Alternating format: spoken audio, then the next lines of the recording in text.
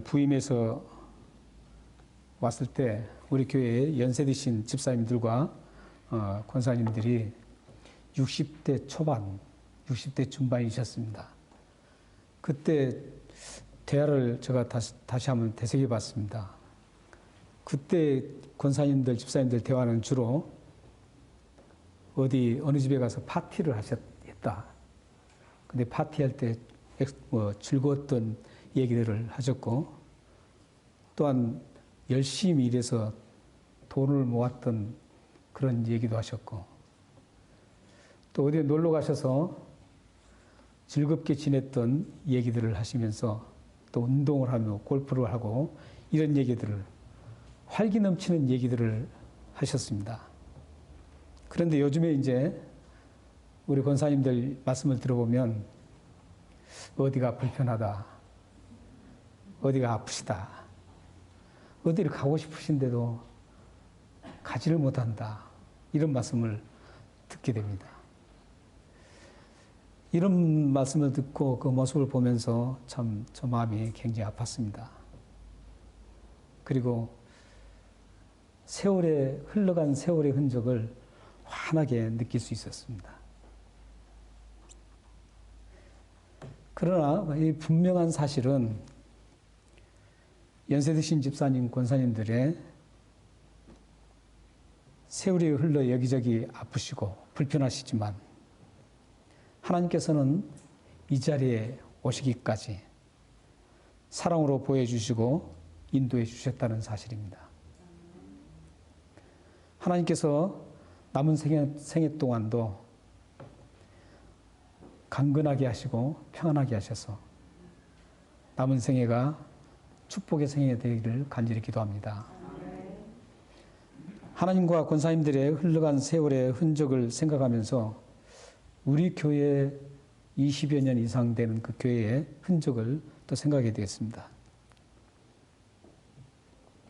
그 흔적을 쭉 생각하면서 20여 년 동안 지나온 그 세월을 되돌아보면서 역시 하나님께서는 사도행전 20장 28절에 있는 말씀처럼 하나님께서, 예수 그리스도께서 십자가에 흘리신 피로 세운 그 교회는 하나님께서 지키시고 하나님께서 인도해 주시고 보여주신다는 사실을 알게 되고 하나님 앞에 감사를 드렸습니다. 또한 지금까지 20여 년 동안 아무 말 없이 변함없이 하나님의 그 핏값으로 세운 교회를 위해서 헌신하시고 봉사하시고 묵묵히 뒤에서 봉사하셨던 그 수많은 분들이 떠올랐습니다.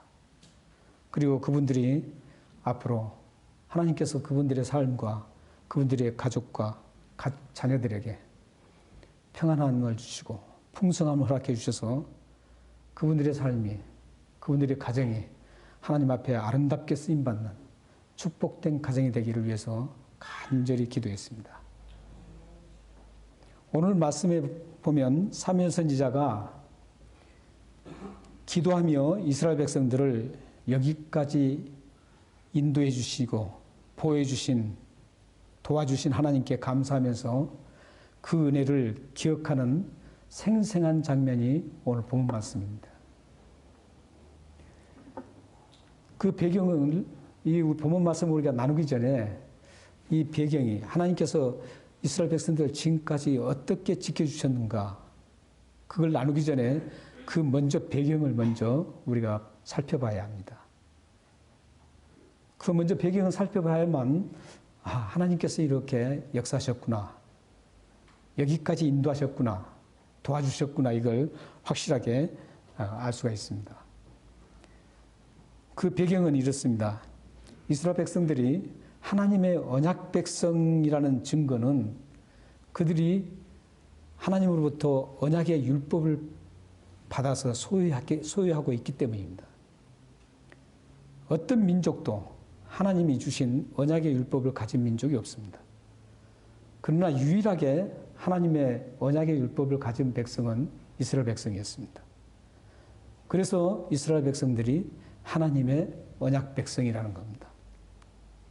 그런데 하나님은 이 언약 백성을 확실하게 자기 백성이기 때문에 확실하게 지키시고 도와주시고 보호하신다는 겁니다. 그런데 언약 백성을 보호하고 지키는 강력한 무기가 뭐였냐면 언약궤였습니다. 그 언약궤를 통해서 하나님이 이스라엘 백성, 언약 백성을 항상 보호했습니다. 예를 든다면 하나님이 약속했던 그 가나안 땅을 들어가야 되는데 가나안 땅에 들어갈 그 바로 직전에 요단강이 있는데 그 요단강 물이 추수때가 되어서 흘러 넘치는 겁니다. 그래서 도저히 갈 수가 없는 상황이었습니다. 그때 벗개를 맨 제사장들이 물로 들어갔을 때 그 요단강이 멈추고 그것을 통과하게 됩니다. 이것은 하나님의 언약 백성을 지키는 그 강력한 무기인 언약궤 때문입니다. 뿐만 아니라 100만 분의 1이라는 그 확률적으로 100만 분의 1이라는 도저히 불가능한 그 여리고성을 무너뜨릴 수 없는 그런 여리고성을 무너뜨릴 때 언약궤가 무너뜨린 겁니다. 하나님께서 강력한 이스라엘 백성을 보호하는 그 언약궤를 통해서 그 단단한 성 여리고성을 무너뜨렸습니다. 그런데 이스라엘의 역사상 단 한 번도 없었던 이 언약궤를 블레셋, 지금 말하면 팔레스틴입니다. 블레셋에 빼앗깁니다. 빼앗기고 나서 여러 가지 우여곡절 끝에 이 언약궤를 다시 반환받습니다. 언약궤를 반환받았지만 여전히 그 막강한 당시의 강대국이었던 블레셋의 이스라엘은 여전히 억압을 받고 고통을 받았습니다. 이런 고통 속에 있는 이스라엘 백성들을 사무엘 선지자가 구합니다. 사무엘 선지자가 이 고통받는 이스라엘 백성들을 전체를 미스바로 모이라고 합니다. 그래서 여러분들이 많이 들었던 미스바의 회개운동, 미스바의 구원운동 이런 말씀 많이 들었을 텐데 사무엘 선지자가 이스라엘 백성들을 모두 이 미스바에 모이게 합니다. 그리고 거기서 하나님 앞에 제사를 드리고 하나님을 멀리하고 우상 숭배했던 그 죄들을 모두 회개케 합니다. 그래서 이스라엘 백성들이 그곳에서 하나님 앞에 회개를 하고 하나님과의 관계를 회복합니다. 그런데 이 소식을 어떻게 들었는지 모르지만 블레셋이 이 소식을 듣습니다. 미스바에 지금 이스라엘 백성들이 모두 모였다라는 겁니다.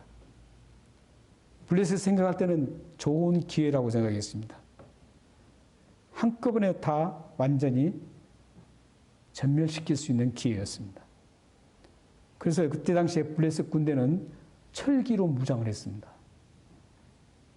강력한 철기로 무장했기 때문에 이스라엘은 전혀 무장 상태가 없었기 때문에 블레셋이 들어와서 포위하고 들어와서 다 말살할 수 있는 그런 좋은 기회였습니다. 그래서 이제 블레셋 군대들이 이제 점점 미스바를 통해서 계속 전진해 들어옵니다. 이 소식을 들은 이스라엘 백성들이 두려움에 떱니다.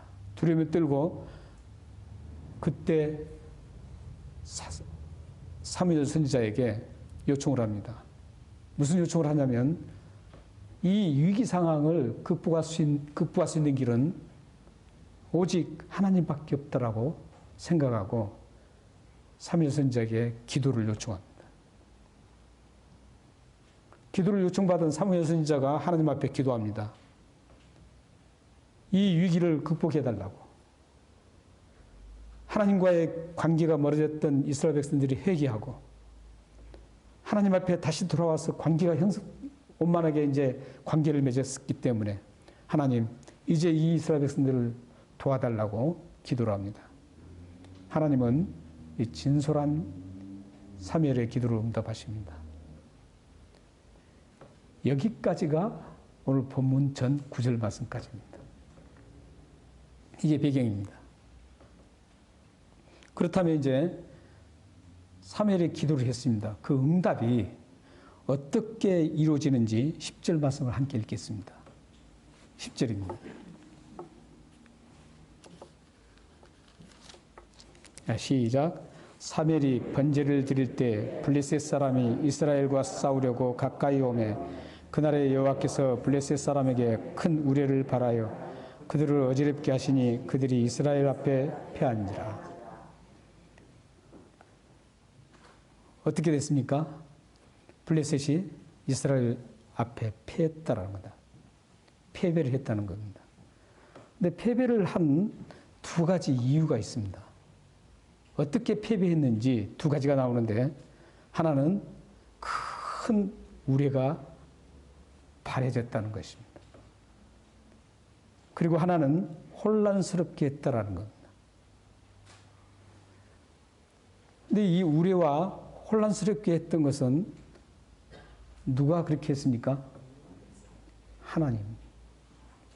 살아계신 하나님이 큰 우레를 발하게 했고 혼란스럽게 해서 이스라엘을 완전히, 블레셋을 완전히 낭망시키고 그들을 패망시켰던 겁니다.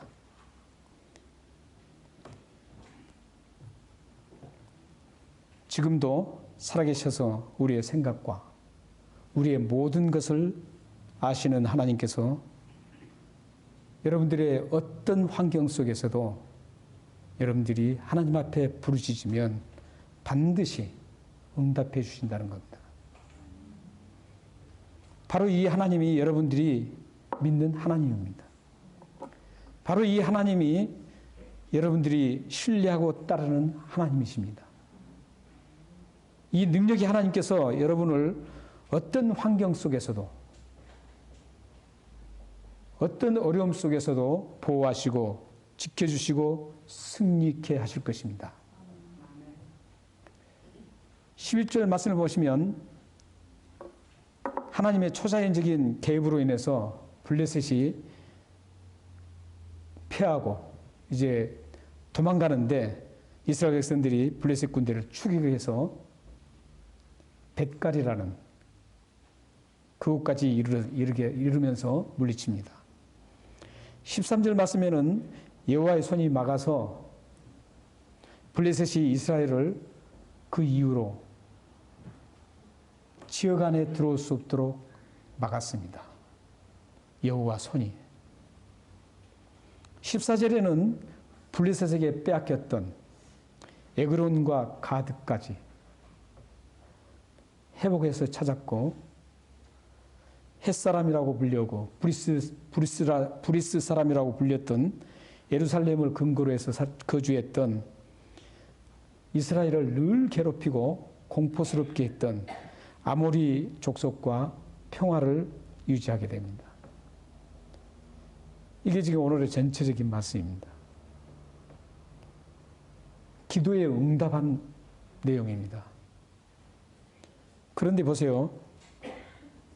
사무엘 선지자는 12절 말씀을 보시면, 12절 말씀을 한번 다시 읽겠습니다. 12절 말씀을 함께 우리 같이 읽겠습니다. 시작. 사무엘이 돌을 취하여 미스바와 센 사이에 세워 이르되 여호와께서 여기까지 우리를 도우셨다고 그 이름을 에벤에셀이라 하니라. 하나님의 이런 기도 응답을 경험하고 나서 이 사무엘이 승리에 도취하지 않습니다. 승리에 도취하다 보면 승리를 주신 하나님을 잃어버릴 가능성이 많습니다. 그런데 사무엘은 그 승리에 도취하지 않고 돌을 취해서 하나님 앞에 에벤에셀이라고 후손들이 기억할 수 있도록 그 돌을 세웁니다.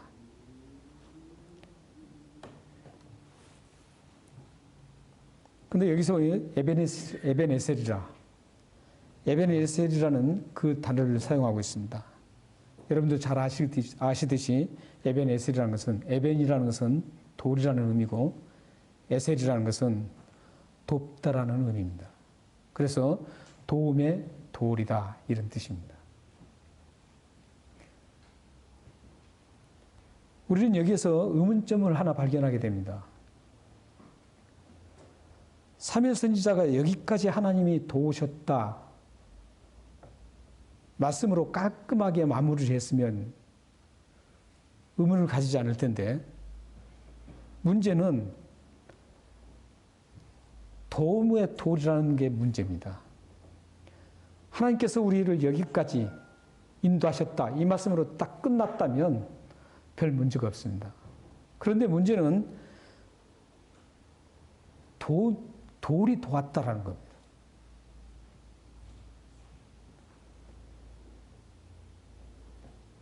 이게 말이 됩니까? 돌이 되었대요. 돌이 어떻게 이스라엘을 돕겠습니까? 만약 블레셋과의 그 싸움에서 이스라엘 백성들이 짱돌 하나를 들고 던져서 병사가 죽었다면 돌이 도왔다라고 그나마 얘기를 할 수 있겠죠. 그런데 블레셋과의 전쟁뿐만 아니라 그동안의 모든 과정 속에 돌 하나가 역할하는 건 없습니다. 근데 여기서는 도움의 돌이라는 거죠.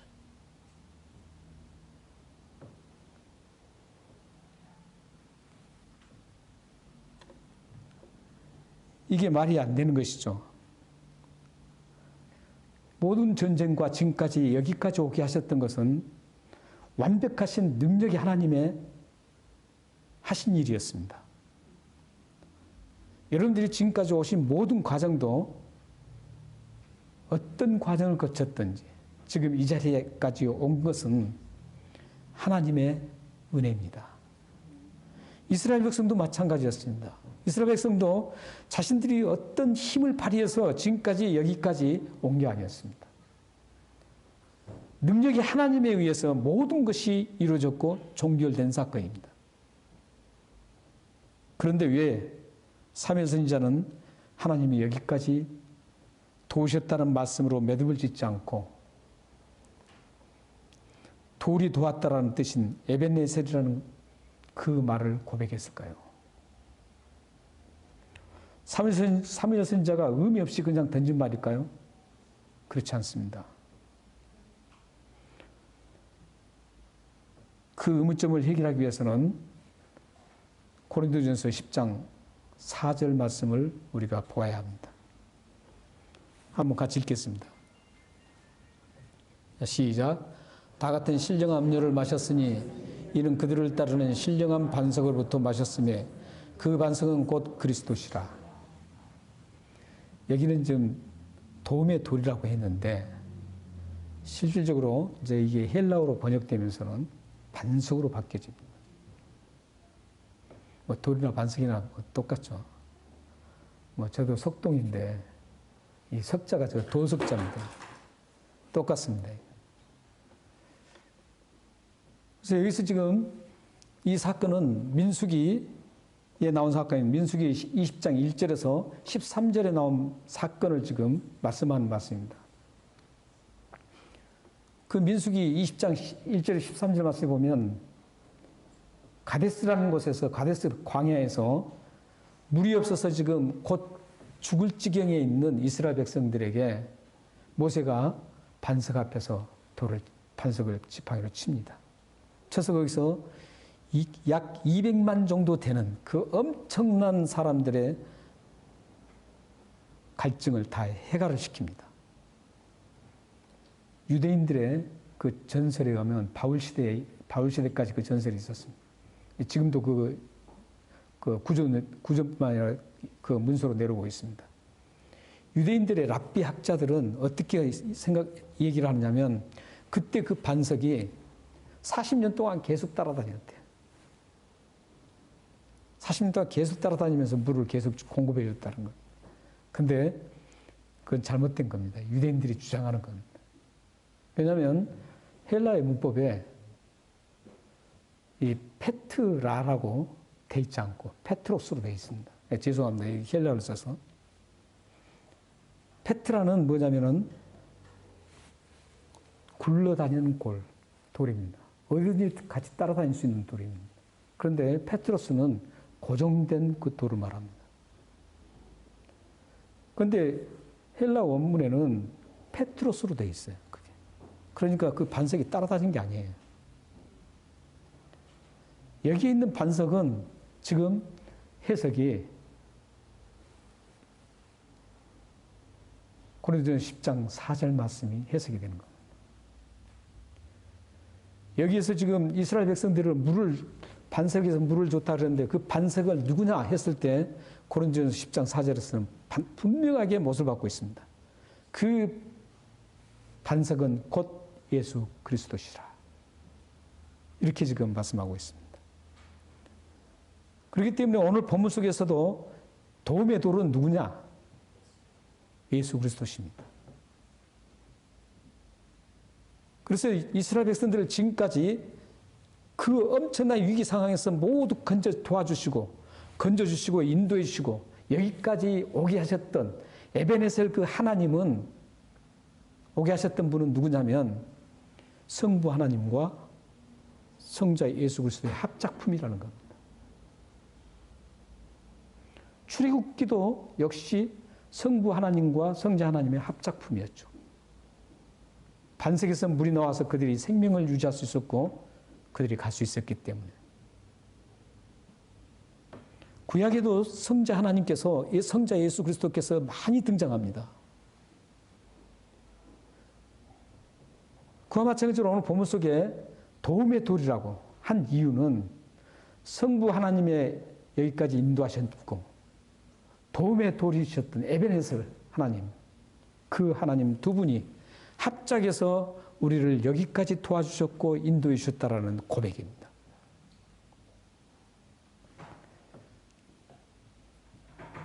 사랑하는 성도 여러분, 하나님은 이스라엘 백성들만 이렇게 도와주실까요? 반석이신 예수 그리스도께서 이스라엘 백성들에게만 여기까지 도와주시고 인도해 주셨을까요? 아닙니다. 우리 북배해병 장로교를 20여 년 이상 하나님과 예수 그리스도께서 여기까지 인도해 주신 겁니다. 여러분의 가정과 자녀들을 성부 하나님과 에베네셀 예수 그리스도께서 지금까지 여기까지 인도해 주셨던 겁니다. 여러분의 굴곡진 삶과 힘들고 지친 삶 속에서도 여기까지 인도해 주신 분은 에베네셀 하나님이십니다. 앞으로 남은 여러분의 앞날에도 에베네셀 하나님 되신 분이 반드시 확실하게 도와주셔서 여기까지 인도하셨다라고 간증하게 될 것입니다. 사랑하는 성도 여러분, 이 에베네셀 하나님을 감사해야 합니다. 이 에베네셀 하나님을 찬양해야 합니다. 여기까지 우리들을 있게 하신 그 하나님을 찬양하고 감사해야 합니다. 그렇게 되면 여러분의 삶을 앞으로 미래에도 여전히 에베네셀로 인도해 주셔서 도와주시고 인도해 주실 것입니다.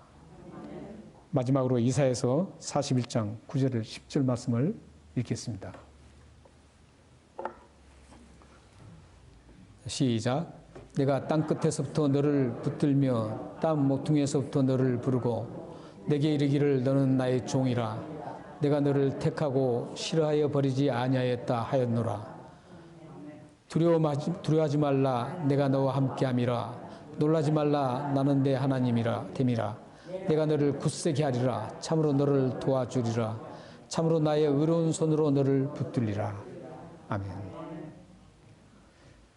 바로 여러분과 함께 하시는 에베네셀 하나님께서 두려워하지 말라 합니다.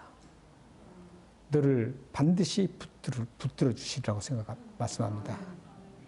앞으로 남은 여러분의 모든 여정이 또 우리 북배해변 장로교회가 에베네셀 되신 하나님께서 붙드시고 보호하시고 인도해 주셔서 늘 하나님 안에서 기쁨과 평안과 하나님이 주시는 모든 것을 누리며 하나님의 영광스러운 이름을 드러내는 여러분과 우리 부패변 자녀가 되기를 주님으로 축원합니다. 기도하겠습니다.